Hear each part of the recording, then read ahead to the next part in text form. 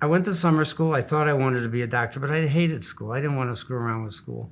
I met a kid who he was there because he didn't do so well in regular school, and he became my best friend. His name was Lewis Newman, and I'm sure he'll be listening to this. And I've told him that he had more sense about how to listen to people, how to deal with people, and how to relate to people than many of the people I've lived through my life with. He was a tremendous role model and a tremendous inspiration to me and a good mentor. And we stayed great friends. He went into the music business, I went into medicine, but he was extremely successful in everything he did because of his natural ability to relate to people, and that helped me throughout my entire career. Lewis had the ability to deal with people like no one else could. He would be able to deal with people. He would listen well. He would honor them for what they were good at. He would talk up the things they were great at and diminish anything that they weren't good at. And I watched that.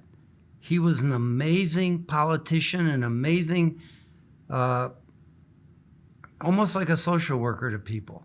But he was cool, Mr. Cool. I hated him because when I was in 9th grade, the 12th grade girls were coming because they wanted to dance with Lewis. Well, Jeff, as George Strait says, I guess it's time to put the bucket down, my friend. I remember when we first met, it was 3rd period, we were at Wiley, and I heard this big skirmish in the schoolyard, and I see this little guy duking it out with this big guy, and I remember I broke the fight up, and I remember the guy saying to me, "Hey, where are you going? Why are you breaking the fight up?" And I said, "Well, considering that your lip is covering your frickin' forehead, it's probably a good idea." And we've been friends ever since. I remember when you played football for Heights, man, you were a tough kid. I remember getting the Sinai brothers behind the bench by the fence, screaming, "Put Ponsky in, put Ponsky in." I remember that like when it was yesterday, I really do.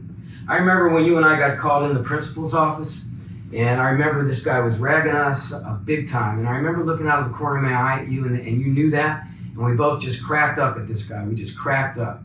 That's the thing about you and I. We played hard, but we never took anything that serious, although you did apply yourself very hard in school, and I'll never forget that. I mean, you always applied yourself. Man, I remember visiting the tire store where your dad, God bless him, was the hardest working guy I'd ever seen. And I remember him looking at you and I and saying, "Now, you boys, I know you guys play hard, but you better get ready for the real world because it's around the corner." And that was great advice your dad gave us. Jeff, I just want to thank you for always being there for me. Always being there for me, man. I love you. I love your family. And thank you so much, my friend, for all these years of friendship.